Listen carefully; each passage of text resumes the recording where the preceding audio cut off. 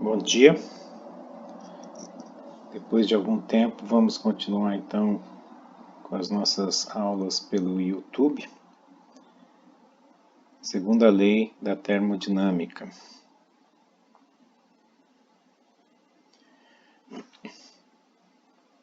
Então, ela tem que ver com o sentido. Se um dado ciclo não viola a primeira lei, não lhe está assegurada a possibilidade de realmente ocorrer.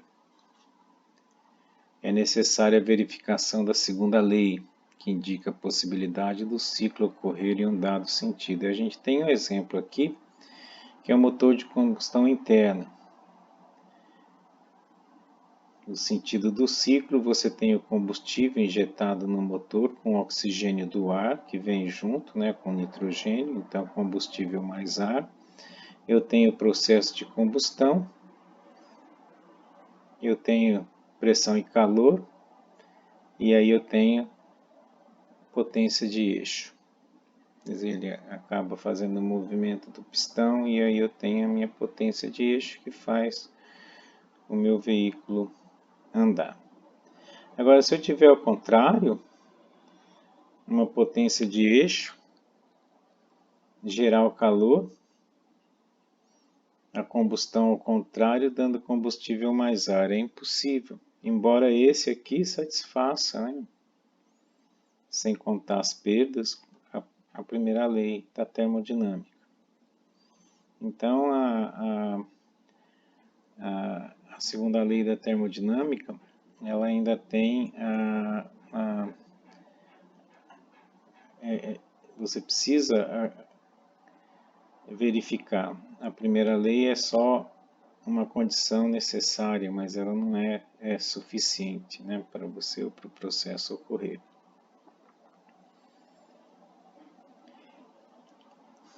Motores e refrigeradores. Imagina aqui que eu tenho um gás que vai ser misturado, vou girar essa pá aqui com o movimento de um peso atado numa polia. Então, primeiramente, realiza-se trabalho sobre o sistema mediante abaixamento do peso e por meio das pás do agitador, o ciclo é completado, transferindo-se calor para o ambiente. Entretanto, com base na experiência, sabemos que não se pode inverter esse ciclo. Se transferirmos calor ao gás, a sua temperatura aumentará, mas a pá não vai girar, não girará e não levantará o peso. Quer dizer, se eu só jogar calor para cá, não consigo levantar o peso. Mas se eu fizer um movimento do peso, eu consigo agitar o gás e transferir calor. A primeira lei, com o coeficiente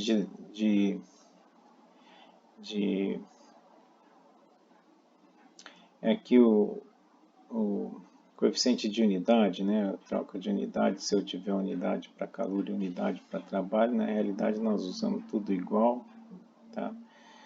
Então é o fator de equivalência. A primeira lei é esse aqui, nós usamos, se a energia interna ficar a mesma, nós usamos só integral. E como é um ciclo, a energia interna fica a mesma. Então aqui eu teria essa expressão da primeira lei para o ciclo. A segunda lei, esse sistema tem um sentido de realizações, ou seja, trabalho e calor negativos. Tá? Um segundo sistema, exemplo, mostra a impossibilidade de se completar um ciclo por meio de transferência de calor de um corpo a baixa temperatura para outro a alta temperatura. Então a gente sempre tem a transferência de calor de um corpo a uma temperatura mais alta para de temperatura mais baixa, mas o ciclo ele não se fecha se eu tiver aqui uma transferência de calor de um corpo de baixa temperatura a alta temperatura, que é impossível. O terceiro sistema, aqui já complica um pouquinho mais, Mas imagina que você tem um peso aqui, né?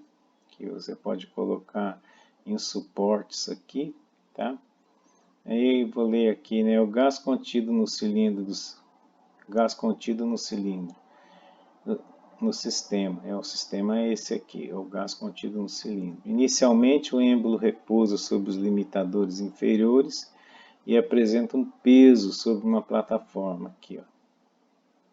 Calor é então transferido, tá, de um corpo a alta temperatura, fazendo expandir o gás e levando o êmbolo até os limitadores superiores. Então aqui eu ponho calor, a pressão vai aumentar aqui, sobe, né? Nesse ponto o peso é removido. O sistema retoma ao estado inicial por meio de transferência de calor do gás para um corpo a baixa temperatura, completando o ciclo. O gás realizou o trabalho, então aqui tiro o peso, daí eu volto aqui transferindo calor. O gás realizou o trabalho durante o ciclo, pois um peso foi elevado. Conclui-se a partir da primeira lei, o calor líquido transferido é positivo e igual ao trabalho realizado durante o ciclo. Tá? Igual ao trabalho realizado durante o ciclo. Então eu tenho aqui o trabalho, é o QH menos o QL. Tá? Então o trabalho é o calor líquido, né? Tá? Então aqui a gente tem, ok? Então é isso que acontece. Turbina caldeira é alguma coisa similar, né? Mas só o trabalho líquido é o QH menos QL. Eu tenho trabalho na bomba e o trabalho na turbina, né? O trabalho para a bomba ser acionada e o trabalho que eu ganho na turbina. Aqui o condensador onde eu jogo o calor para fora e aqui onde eu transfiro o calor para fora e rejeito o calor, né? E aqui o gerador de vapor, que é a caldeira. Então no ciclo a vapor eu tenho QH menos QL, é o trabalho líquido, tá? Primeira lei. Aqui faltou um pontinho, né? Que a gente está taxa de transferência de calor e potência. A eficiência térmica, o que é a energia pretendida, que é o trabalho líquido, sobre a energia gasta. A energia gasta é o QH. Então é QH menos QL sobre QH. Então a eficiência térmica é 1, tá? Que QH menos QL sobre QE1 menos QL sobre QH.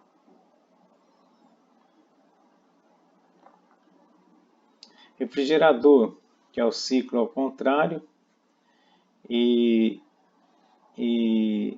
no lugar da bomba, né, eu tenho, tá vendo aqui, no lugar da bomba, eu tenho uma válvula de expansão onde a entalpia é a mesma de um lado e do outro. Então, eu tenho trabalho no compressor, um evaporador, onde eu ganho um calor, e um condensador onde eu rejeito o calor. E aqui é a fronteira do sistema. O ciclo de refrigeração eu dou trabalho e eu tiro o calor para onde eu quero fazer a refrigeração. E rejeito o calor aqui, entre aspas, né, atrás da geladeira. Então, a primeira lei, o QH é QL mais o trabalho. O trabalho é QH menos QL. E aí eu tenho, então aqui, o trabalho é QH menos QL. O coeficiente de desempenho, o coeficiente de eficácia, ou coeficiente de performance, que chama COP, ou beta, né? Ele é o quê? Se eu tiver um ciclo, é a energia pretendida sobre a energia gasta. Ciclo de refrigeração. O que eu quero no ciclo de refrigeração? Eu quero QL. Tá?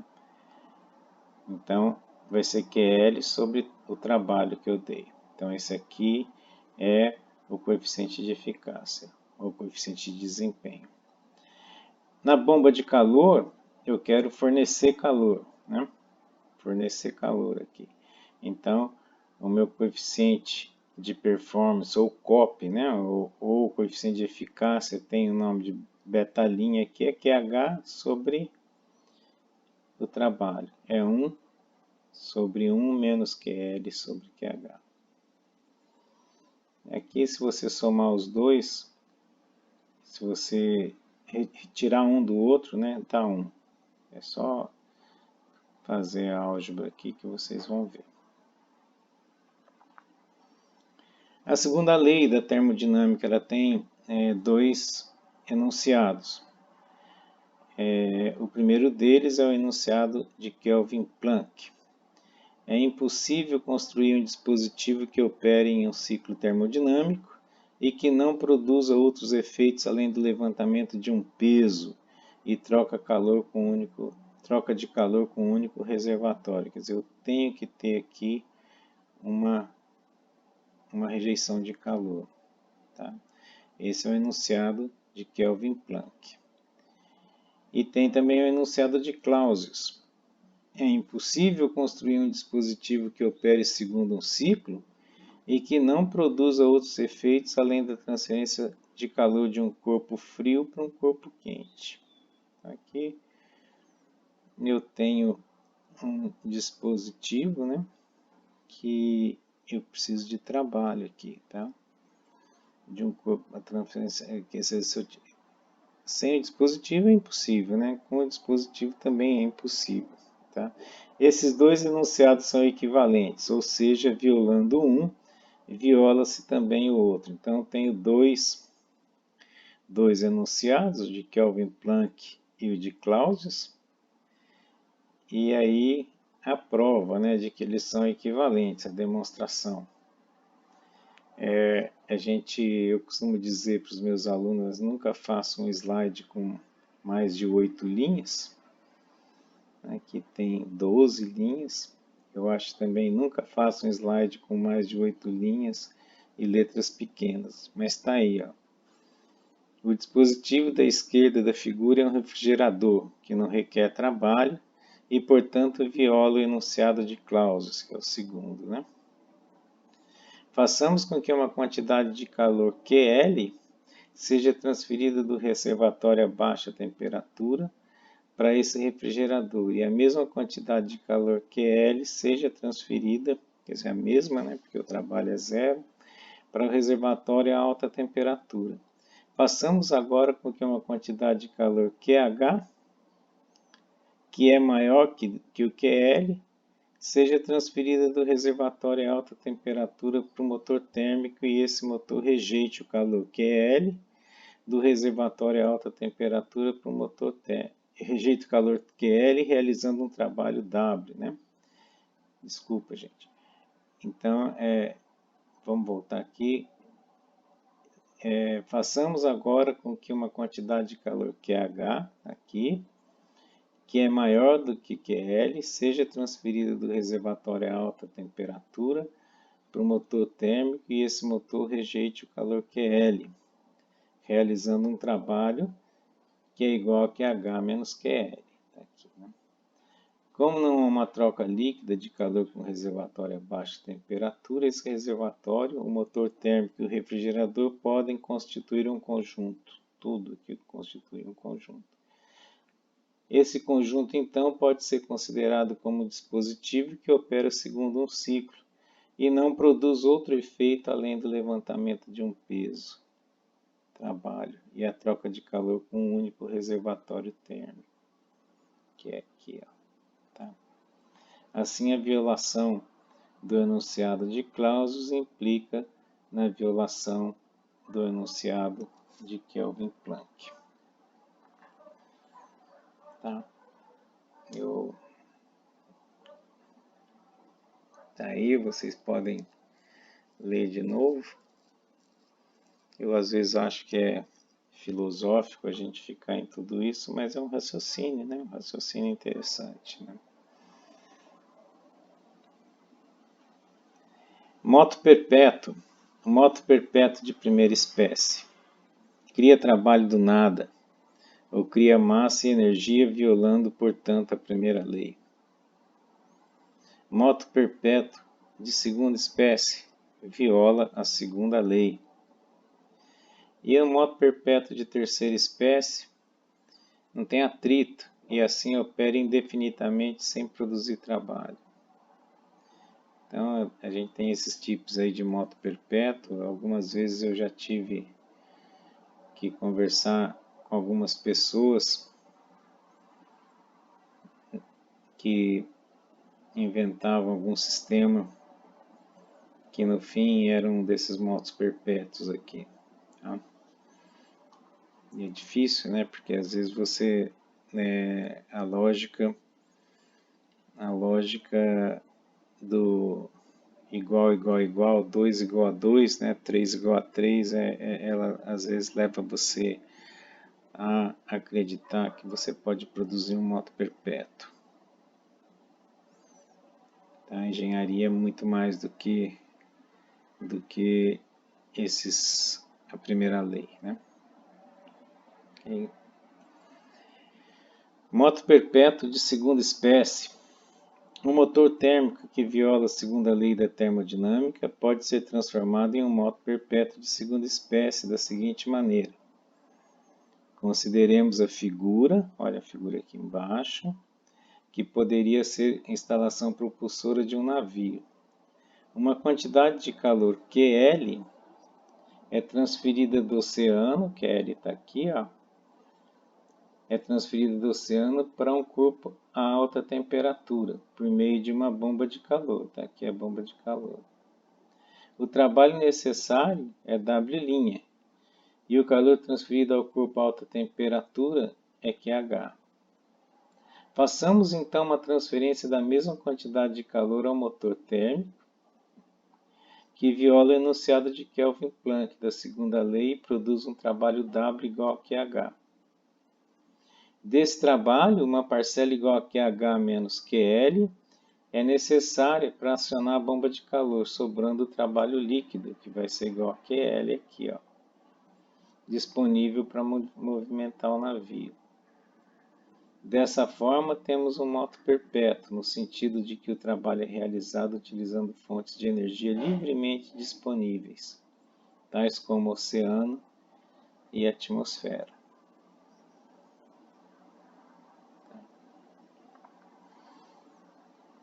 Então, aqui em termos térmicos, né, a gente não pode... eu acho que a gente precisa fazer, né, só uma alusão aqui, que você pode, com algum outro dispositivo, criar energia de marés, né, mas as marés, elas... E aí vai o conceito de livremente disponíveis, né? A movimentação das águas não é tão livre assim, né? Sofre ação de forças da Lua e aí você não é, vamos dizer, só em termos de temperatura. Esse livremente aqui é uma questão de você definir direitinho o que é, mas vocês devem ter entendido livremente para esse contexto aqui, né, o contexto da nossa figura. O processo reversível. O processo reversível é aquele que pode ser invertido, voltando às condições iniciais, sem alterar o meio nem a vizinhança. Então aqui eu tenho o processo inicial e o processo inverso. Inicialmente a pressão do gás é alta e o pistão está imobilizado com o pino. Quando o pino é solto, o pistão sobe e se choca contra os limitadores. Algum trabalho é realizado pelo sistema, pois o pistão é levantado. Uma maneira de restabelecer o estado inicial seria aplicar uma força sobre o pistão. Esse trabalho é maior que aquele do processo inicial. Uma certa quantidade de calor tem que ser transferida do gás durante o curso de volta para que o sistema tenha a mesma energia interna do estado inicial. O sistema volta ao estado inicial, mas as vizinhanças mudaram. Eu rejeitei calor, tenho trabalho aqui, né? O processo, então, é irreversível.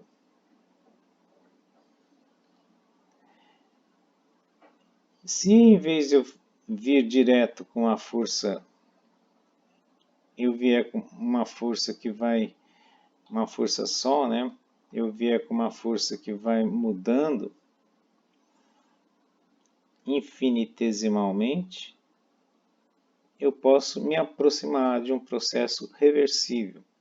Sistema cilindro-pistão acionado por incrementos pequenos de força, ou seja, incrementos infinitesimais e um processo quase estático. Então aqui vocês veem, eu tenho os pezinhos aqui que vão sendo colocados em plataformas aqui, né, conforme eu vou subindo o êmbolo.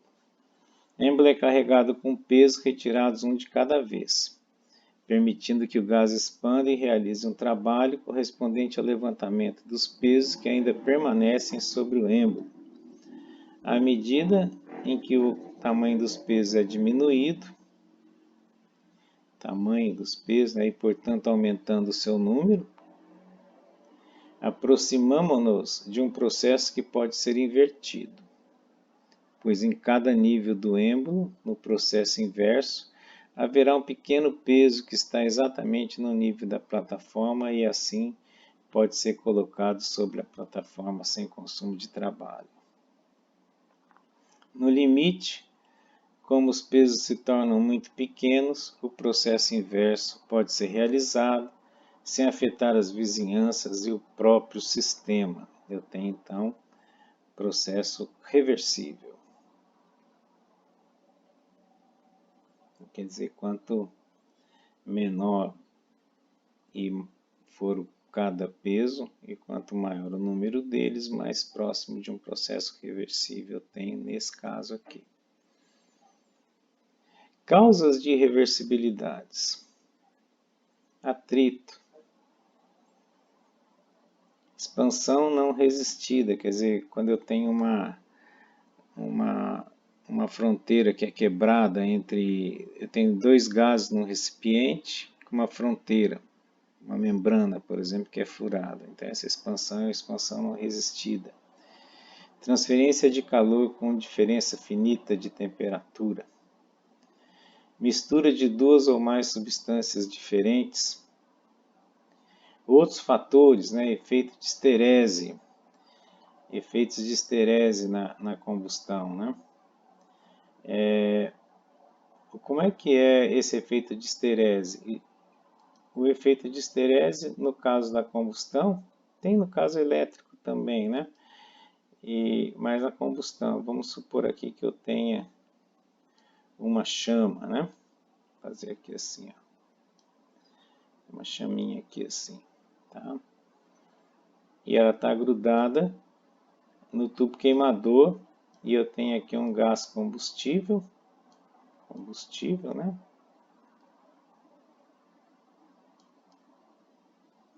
E aqui o ar que é sugado pelo próprio movimento do combustível.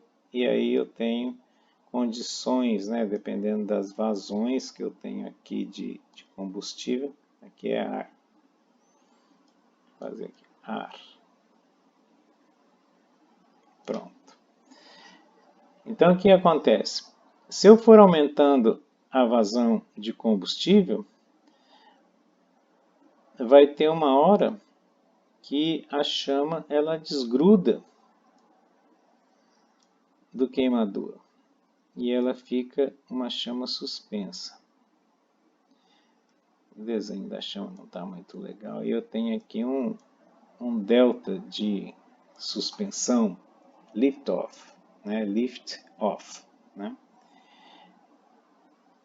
E aí se aumentar ainda mais a vazão, a chama apaga.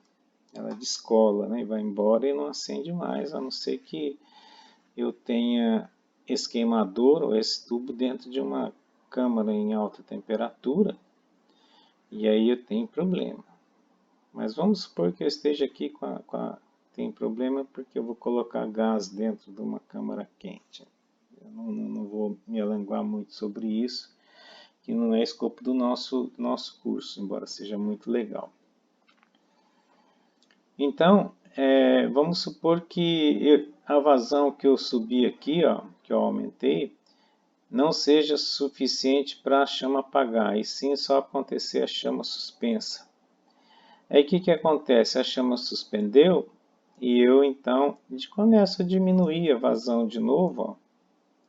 De novo não, começo a diminuir a vazão para a chama grudar de novo aqui no queimador.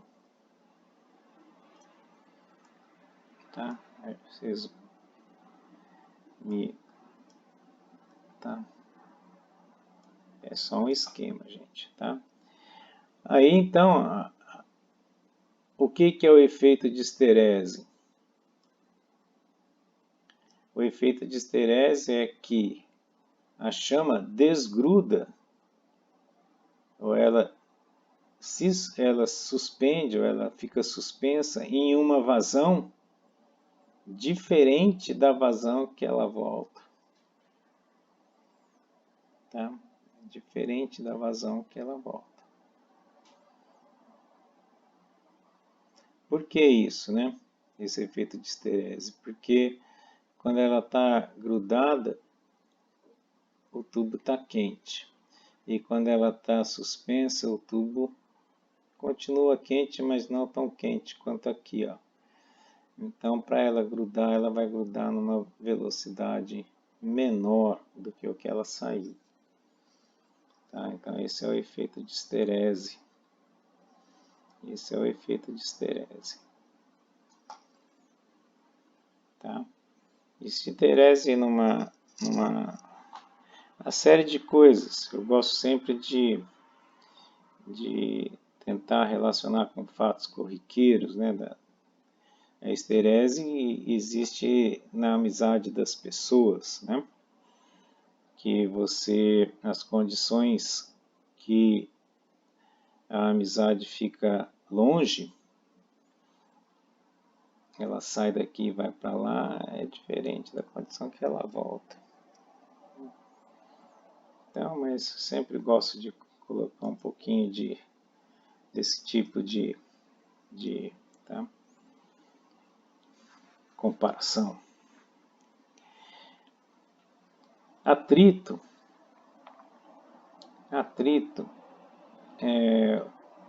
você tem atrito, né? Imagina que você tem aqui o atrito nessa superfície e um pezinho que sobe o bloco. O bloco pode ser recolocado na posição inicial pela remoção de alguns pesos, permitindo que ele deslize no plano inclinado. Quer dizer, ele sobe, depois eu tiro um peso e ele volta, né? Sobe, depois tiro algum peso e ele volta. É também necessário que haja alguma transferência de calor do sistema para as vizinhanças para que o bloco retorne à sua temperatura inicial. Como as vizinhanças não retornam ao seu estado inicial, o atrito tornou o processo irreversível. Quer dizer, não volta nas condições, né, exatas. Essa aqui é a expansão não resistida. Consideremos o processo que ocorre quando a membrana se rompe e o gás ocupa todo o recipiente. O processo inverso envolve a compressão e a transferência de calor do gás até atingir o estado inicial. Como trabalho e transferência de calor implicam em mudança nas vizinhanças, elas não retornam ao estado inicial. Então, a expansão não resistida tornou o processo irreversível. Irreversível. Mistura de duas substâncias diferentes. Uma instalação de separação dos componentes do ar, como aquela descrita no capítulo 1 do livro. Eu acho que eu não descrevi no nosso capítulo. Consome trabalho em sua operação. Então aqui, deixa eu tirar aqui, né, que eu acho que... Não, mas eu não vou voltar não posso voltar. Espera aí. Não posso voltar. Acho que eu fiz bobagem aqui.